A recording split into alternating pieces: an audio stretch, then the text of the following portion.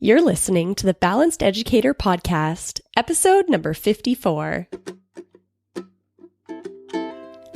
Welcome to the Balanced Educator. We're your hosts, Kailey and Josiane from EduCalm. Our intention is to equip and empower you to feel more calm, balanced, and joyful in all aspects of your life.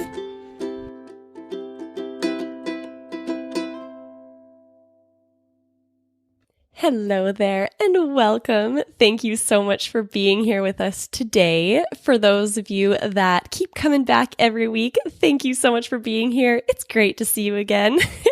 And for those of you that are new to the show, welcome. We invite you to subscribe so that you can get our new episodes when they come out every Monday. All right, so today I am going to be doing a solo show. I have a topic that has really been stirring about in my mind over the past month as I've been teaching EduCalm Teacher. So a little update on the EduCalm Teacher course. So that was from January till February. We had awesome teachers and those that work with kids come together, and I taught them about how to really shift our mindsets, how to make changes in our life to feel more calm, balanced, and joyful. The aim here was really to help us to reduce those feelings of overwhelm, reduce those feelings of not feeling like you're really in control of your life. You know, when things just keep piling up and you're just tired of feeling overwhelmed, you want to feel that balance again. That's what really we worked on this month. So we did that through 4 modules. So in module 1, we talked about how habits are created. So we really got into the science of really what's going on in our brain when we're creating a new habit and what's going on in our brain when we're just reliving past habits without even paying attention to the fact that they are a habit anymore. You know, those things that you just do without even thinking about it. You wake up in the morning, you brush your teeth. You don't really have to think about brushing your teeth. Your body kind of just takes you there and makes you do it. So we talked about what's actually happening in our brain to create that habit, and then how we can kind of hijack the habits we already have to help us to create new habits that we do want to have in our life. So once we understood how habits worked, then in module 1, which was week 1, we created the habit of mindfulness. So having a formal mindfulness practice at some point in our day. And then we also created the habit of gratitude. So having a gratitude journal that we wrote in at some point during the day to create the habit in our mind of having gratitude. So that was module 1. And then in module 2, I taught about how our brain decides what to notice. So in every moment, we have billions of pieces of information coming at our brain, and we can't deal with it all at once. So our brain has to decide which things it thinks are important. So what we did in module 2 was that we practiced telling our brain what we wanted it to notice. And we did that by using our understanding of how to create habits and developing a morning routine that really served us and set us up for our day, that taught our brain to show us good things, to look for good things throughout our day. And then in module 3, week 3, I taught how emotions work. So we talked about how our thoughts create our emotions and how our brain actually gets into the habit of having specific emotions happen at specific times. So during this 3rd module, we really got good and practiced noticing how our body's feeling throughout the day. So really checking in to notice what are the emotions that I tend to feel a lot. Because interestingly enough, our body actually gets addicted to feeling the same types of emotions. So we really kind of turned the lens inward and noticed what are those emotions that our body tends to crave. Then in week 4, module 4, that's where we took everything we learned in the first 3 modules and we brought it together to practice the Mindful 3 strategy. We also worked with affirmations, and we also talked about law of attraction and confirmation bias. I think we're We're probably going to do a whole episode on that in the future. So keep your ears peeled for that one, because that's a topic that we can talk a lot about. But with the Mindful 3 strategy, we practice noticing how we're feeling in certain situations and teaching our brain how to look at the situation in a new way that helps us to feel a new feeling. So really what we examined a lot over these past 4 weeks was our beliefs, our belief systems, and our expectations of how things should go. So I really want to talk about that today. We are going to get into beliefs, how beliefs are created, and then how they play out into our life. So we're going to talk first about how beliefs are created when we're young. Then I'm going to talk about how our beliefs affect us as adults, how those belief systems are affecting us in our moment to moment and our day to day. And then we're going to talk about how to recognize when a belief isn't serving us. So our beliefs are really kind of this hidden thing. So we're going to talk about how we can uncover those beliefs. And then we're going to talk about how to change the ones that aren't serving us and aren't, helping us to be the person that we want to be in the world. Now, before we dive into the episode, I just want to remind you that you have one last chance to take an in-person professional development workshop with us this year, and that is on April 25th. We are bringing back our popular EduCalm Classroom Professional Development Workshop. So in this professional development workshop, it's a small, intimate group. We do that on purpose because we want to give you a lot of one-on-one work and be able to have really comfortable conversations with a group. What we focus on in this workshop is teaching you exactly how to start your mindfulness practice in your classroom, exactly what to say on that first day, exactly how to set it up in your classroom. What are the do's and what are the don'ts so that you can have a lot of success with this practice. And then we get into the EduCalm Classroom curriculum. So we give you the chance to go through and we walk you through all the modules in EduCalm Classroom so that you can really get a sense of what you're going to be teaching to your students over the next year. So your enrollment in EduCalm Classroom, your subscription, is included in the professional development workshop. So the idea is that you come to the workshop, you have an awesome half day with us, and you feel 100% prepared, not only with the knowledge of how to teach mindfulness in the classroom, but with the tools to do it as well. So you'll go into your classroom and everything is prepared for you. You have your one lesson per day for the entire school year. And on top of the guided audio mindfulness practices, you also have the curriculum so that you can make this a cross-curricular practice. It doesn't just have to be the 5-minute mindfulness practice in the morning. You can bring it into your language courses, into your science courses, into your social studies, and use it in lots of fun, different ways. So if you would like to join us for our last EduCalm Classroom Professional Development Workshop of this school year, you can go to www.educalm.com/EduCalm Classroom PD. So I'll repeat that. It's www.educalm, and EduCalm is spelled EduCalm.com/EduCalm Classroom PD, as in professional development. So you can register there. And if you have any questions, you can check those out there as well. We have one professional development workshop in the morning in English and then one in the afternoon en français. So you can also choose your language. All right, so let's get into this episode where we are talking all about beliefs. Okay, so first things first, let's talk about how beliefs are created when you're young. Now, just imagine a newborn baby that comes into the world. Right off the bat, that baby's brain is a sponge. sponge. It is ready to take on so much information. Now, a baby, a small child, has to learn how the world works.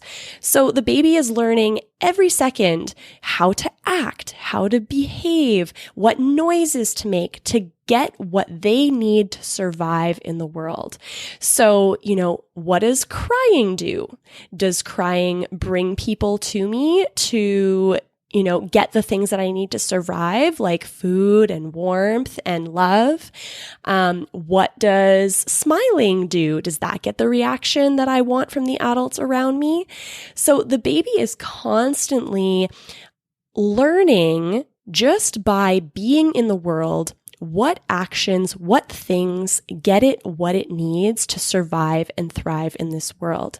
Now, as the baby gets a little bit older, they are constantly looking at everything in the world just to understand how it works. Think about it. It's a fresh baby. It's like, this blank canvas that has no idea how the world works. In order to survive, this child needs to learn everything from language to facial expressions to, how do people interact with one another?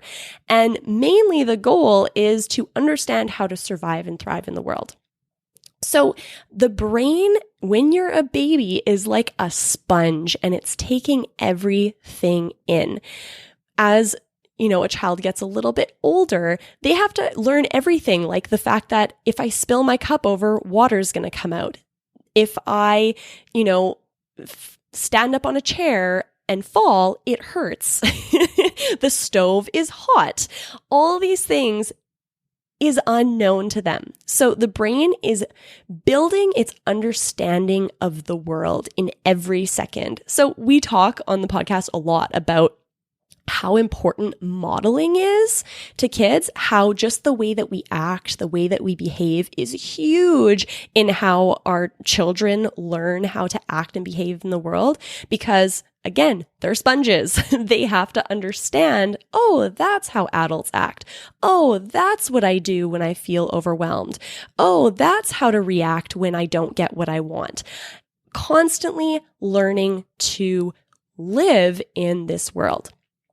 Now, I like to think of this time when a child is young as kind of like building a house of beliefs, of our understanding of how the world works. So as a child, we are building our foundation. So if you think of a house, you're building the solid foundation that the house is going to be built upon.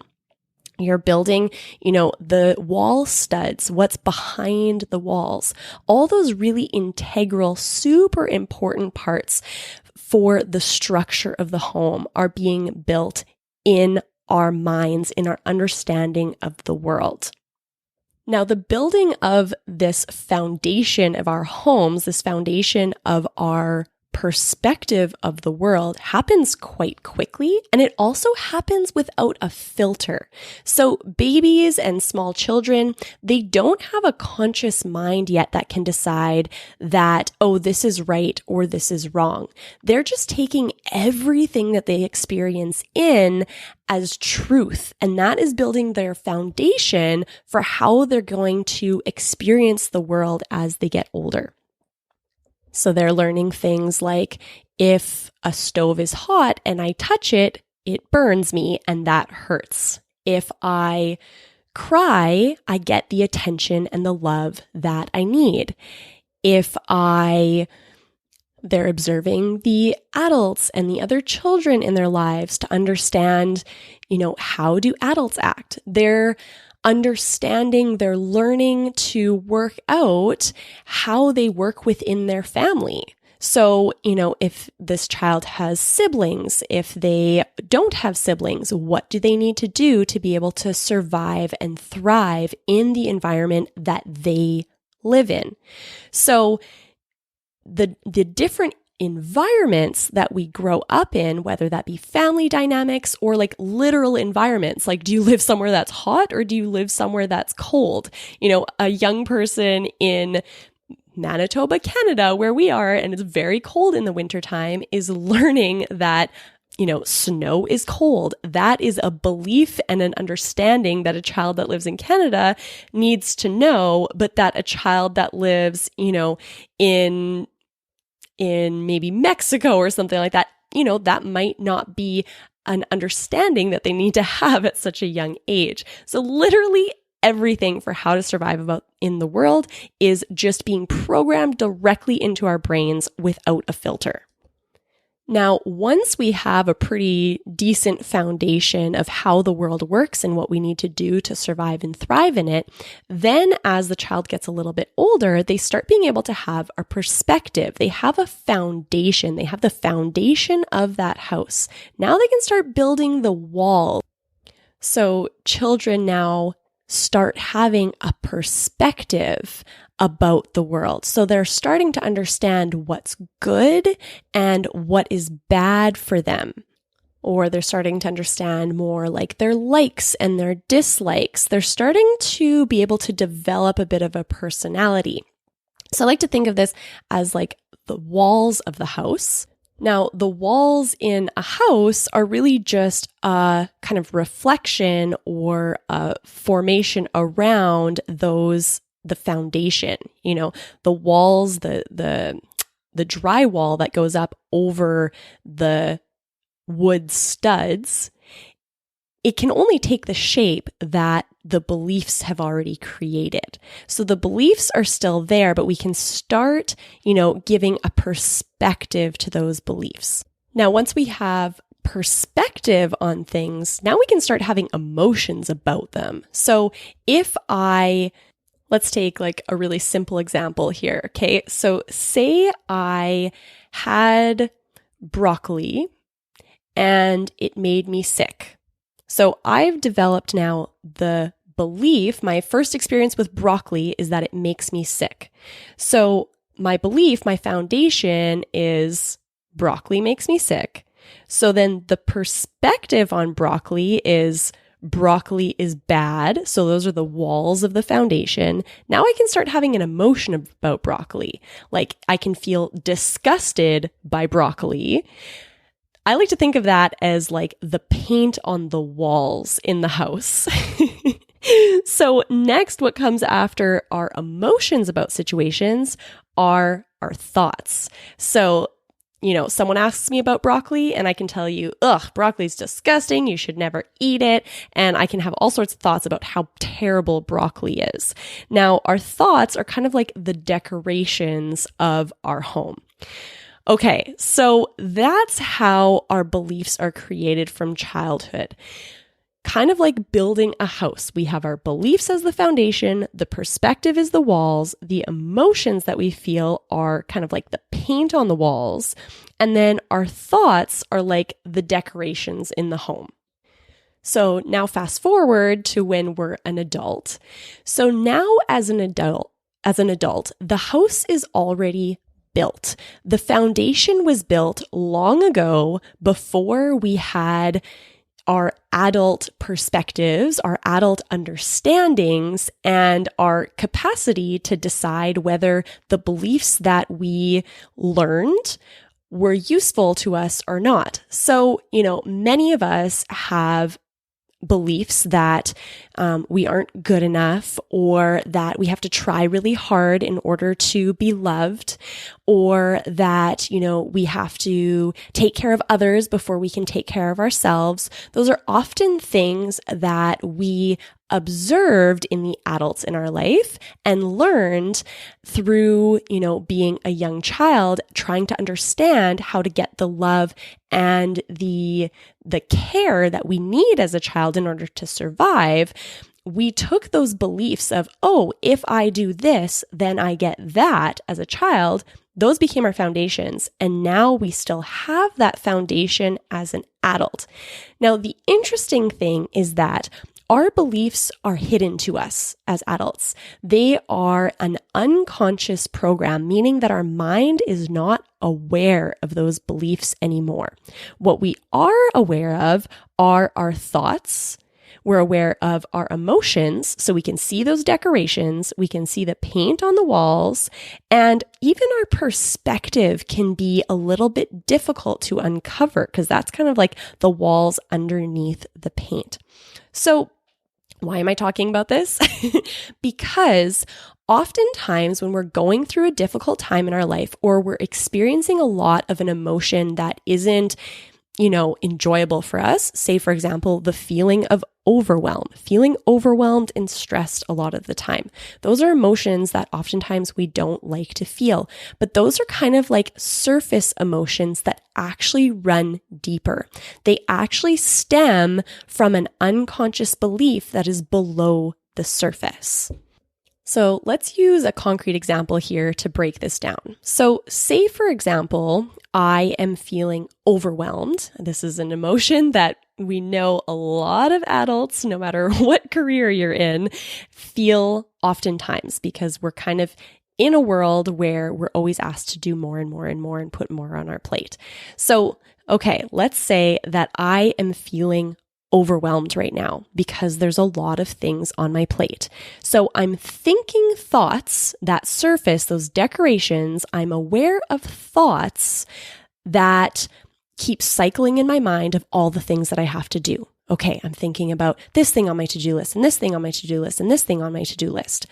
Now, those thoughts are generating difficult emotions. This emotion, the feeling in my body of feeling stressed.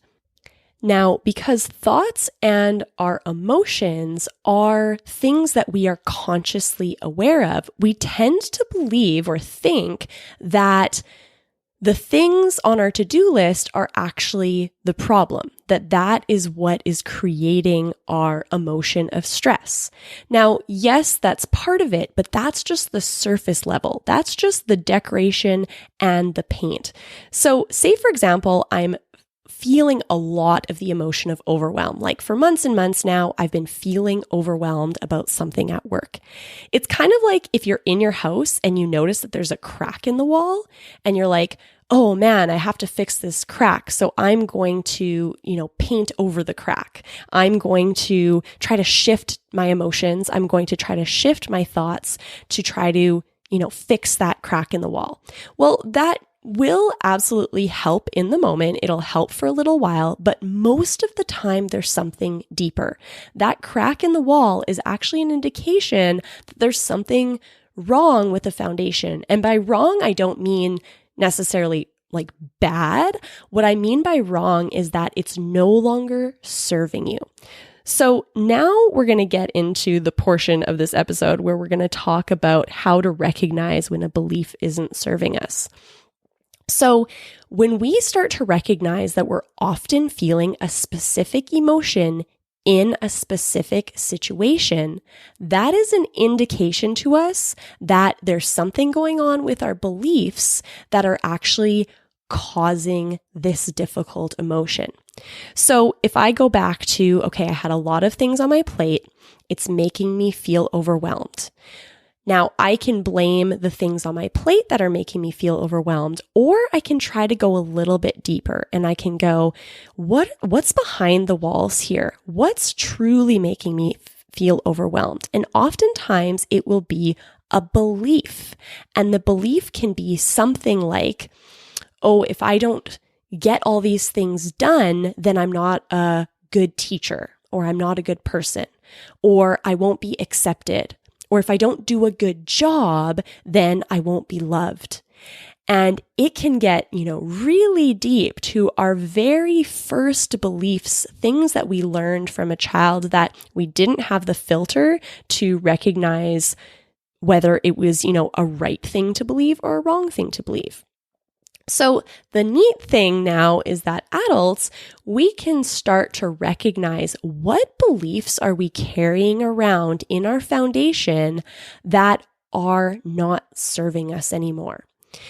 Now, the funny thing, the interesting thing, the kind of difficult thing is that our beliefs, as I said, are hidden. Our beliefs are the foundation. They're behind the walls. They're underneath the ground. It's underneath the surface of our conscious mind. So we have to be kind of like a detective to discover what these difficult beliefs or these beliefs that aren't serving us are, because what we can notice is what's at the surface. We can notice our thoughts and emotions, and to a certain degree, we can notice our perspective.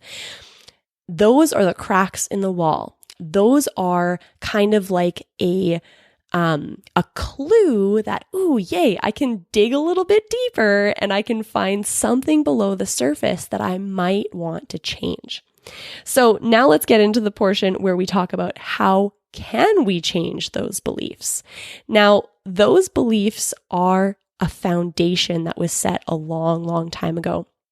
So it isn't something that's going to happen overnight. If we want to change our beliefs, it's something that has to be practiced and something that we could also use therapies to help us to shift, to help us to change.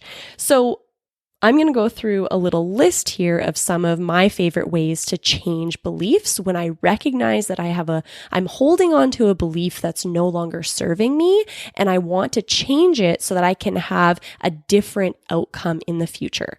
So, if I have a deep-seated belief at my foundation that says something like, I'll never be able to be successful, because for some reason I saw as a child from the people that I was around or experiences that I had that success is difficult. Okay. So I just made that my foundation. Success is difficult. Obviously, I don't want to have that belief. I want to feel that success is easy, that success comes naturally to me, that, whatever I do, I'm successful in. That's a belief that I'd rather have, because that's going to create a reality in my life as an adult that I would far prefer than success being this difficult thing that is hard to get through. So, first thing that you can try, and that I love doing, is to start with journaling in a brain dump style. I'm always amazed at the things that come out of me when I do this kind of journaling. So basically what I do is that when there's, a difficult emotion I'm feeling, something that's just kind of gnawing at my conscience that I'm like, ugh, I don't like how this is feeling. I'll sit down with pen and a journal or a paper, and I'll just write about the problem. So it's kind of like venting onto paper, but without censoring. Now, it's so, so important that you don't censor anything, that you just write and write and write without thinking, because we want to get to the unconscious mind. The conscious mind is the thinking mind that's filtering and making sure we're saying things in a right way. But our beliefs don't live in our conscious mind. Our beliefs live in our unconscious mind. So you kind of just have to relax your mind, go into almost like a meditative state or just a non-judgmental state, and write and write and write and write until you absolutely can't write anymore and you feel like a weight has been lifted off your shoulders. Now, as you're writing things out, you'll probably be surprised by some of the things that comes out of how you're truly feeling. Now, this is a great starting point to recognize, oh, look at that thing that came out of me. That must mean that I have this type of belief. So once you kind of know what that belief is, you can start to try to reprogram, to try to create new beliefs. Now, I explained that our beliefs create our perspectives create our emotions, and our emotions create our thoughts when we are growing up from baby to adult. Now, in order to change our beliefs, we have to go, as an adult, we have to go in the opposite direction. So we have to go from thoughts. When we think a thought over and over and over, it becomes an emotion. When we feel an emotion over and over and over, that becomes our perspective. And when we have that same perspective over and over and over and over, that eventually becomes our belief. So we can reprogram our brain. So another way, next thing on the list of ways to change beliefs, are working with a coach or a therapist. Now, I absolutely love working with my coach. The reason that I love coaching, and it's partially, of course, who you find. You need to find someone, a coach, a therapist, someone that you feel comfortable opening up to, and someone that you feel is helping you to not just dwell in the problem, but to make changes towards a solution. So that's what I love about coaching, is that the whole premise is that you uncover what that belief was that is not serving you, but that now you make plans and take steps to change that belief. So coaching is a great option. Another option is hypnotism. So when we work with a hypnotherapist, what happens is they get us into basically like a meditative state. So as you get hypnotized, really you just get really relaxed. That's what you're doing. And then they help you to uncover what those beliefs are, and or depending on the type of hypnotherapist that you're working with and kind of their style, the way that they do their hypnotherapy, uncovering the belief that is creating the problem, that's kind of that root belief, and or working on changing it to something new, helping you to program in a new belief. Now, when our brain is in the state of being hypnotized, it's basically in the brainwave state that we're in as a child, where we don't have that filter. So it helps us to access that unconscious mind and recognize what's there and also make new changes. So working with a hypnotherapist can help you to make these changes a little bit faster than some of the other methods that I have on this list here. So another option is consuming lots of proof of the new belief that you want to create. So it's essentially teaching your brain through having the same thought over and over and over, the same emotion over and over and over, and the same perspective over and over and over until it creates the belief, until it becomes unconscious. And now it's your brain's new way of understanding the world. So say, for example, in the past, let's talk about money, because I think that's one that, a lot of people have money stories because they learned how money works from, the adults in their life when they were a child. That gets programmed in. And then because you have a specific belief about money, that is how you experience money as you become an adult. So say, for example, you have the belief that there's never enough money, that you never have enough and money is really hard to get. Now, that isn't a belief that's fun.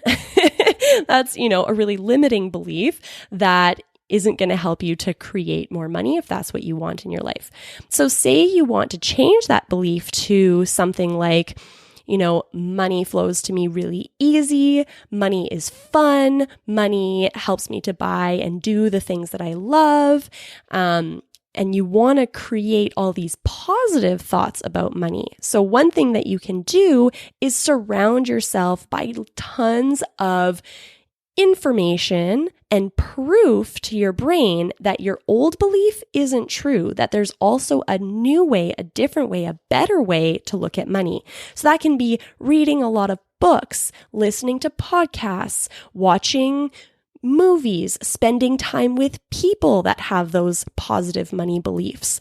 It can be, really it's consuming a lot of proof that the alternative is possible and true. So as much content as you can consume to show you over and over and over that the new belief is true, then your brain will eventually get to the point that it's like, okay, yes, let's replace that old foundation with this new foundation, this new belief. All right, so that's kind of my short list of how to change our beliefs. There's journaling, there's working with a coach, a therapist, working with a hypnotherapist, and consuming lots of proof to demonstrate to your brain that the new wanted belief is true. That's kind of the short list, but there's definitely lots more things that exist out there to create new beliefs. All right, so let's do a quick recap of what we talked about today. I hope you guys were able to follow me throughout my explanations without having any visuals. So just a reminder that when we are young, our brain is a sponge and it's just trying to understand how we can survive and thrive in the world. As it's doing that, it's creating our foundation of beliefs. Now, when we're adults, those beliefs that we acquired, that we just absorbed without a filter, aren't always serving us. So the way that we can recognize when a belief isn't serving us, remember, we have to uncover those beliefs because they're hidden from our conscious mind. We have to kind of play detective and use our thoughts, emotions, and perspective to help us to notice when there's a belief that isn't serving us. So if we're often feeling a negative emotion in a specific situation, that's an indication that we have a story about that situation. That, so say for example, having difficult conversations with people, that's usually a trigger for a lot of people.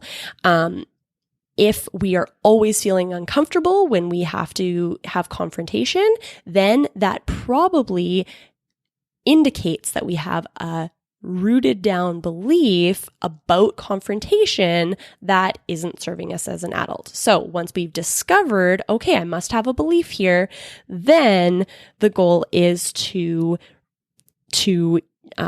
use one of the, 4 options that I gave you or something else to change that belief. So either journaling, working with a coach or therapist, working with a hypnotherapist, or consuming lots of proof of the new belief.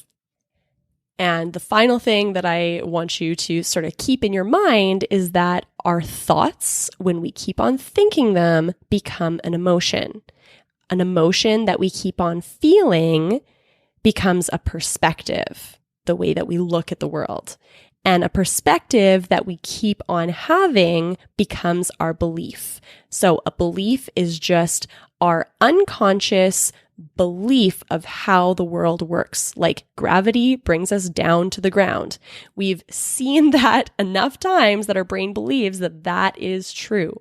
However, gravity isn't the same everywhere. So if I go up into space, now my brain has to understand, and create a new belief about gravity. If I go up into space, gravity isn't pulling me down to the ground anymore because I don't have gravity.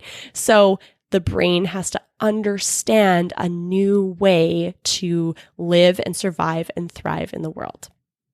All right, so I hope that this episode helped you out. If there is something that you found really interesting, I'd love to know, or if there's something that resonated with you, I would love to know. Connect with us on Instagram, send us a direct message, or better yet, take a screenshot of you listening to this episode. Let us know what your biggest takeaway from this episode was, so that if you found it interesting, then maybe someone that you're friends with on social media will also find it interesting. Anytime that you guys share about the show, word of mouth is best. So it really helps other people that are looking for this information that we share to find us. So there is your exit ticket for this week. Let us know what your biggest takeaway from this episode was. All right, so before I let you go, one last reminder that our next in-person professional development workshop, our EduCom Classroom Professional Development, is on April 25th in Winnipeg. You can get all the details and register by going to www.educalm.com/EduCalm Classroom PD. So EduCalm is spelled EduCalme. So that's www.educalm.com/EduCalm Classroom PD, as in professional development. All right, so what are we up to this week? I will be presenting at the MART conference. That's the Manitoba Association of Resource Teachers this week, which I'm super excited about. And we have some new exciting things that we're working on in EduCalm Classroom. So we're really excited to be developing some new exciting content for there. And as always, we're also in our classroom practicing EduCalm Classroom with our students. So it's getting kind of to that point of the year where the students are really, really getting it. They're really getting this practice and they're really enjoying it and they're really flourishing. So that's super fun from the teacher side of things, seeing them really adopt these strategies and use them in their life. So all right. So that is all for today. Wishing you a fantastic week. And just a reminder that we appreciate you. You're awesome. Keep on doing the awesome work that you're doing in the world.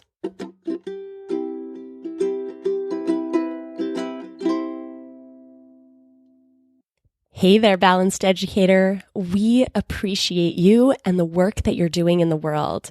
We are here to support you, so we've created a free resource library for you to use anytime you want. Resources for mindfulness for you and your kiddos at home or in the classroom. You can get these free resources by going to www.educalm.com/The Balanced Educator. Again, that's www.educalm, that's spelled educalme.com/The Balanced Educator. Thank you for being a part of our EduCalm community.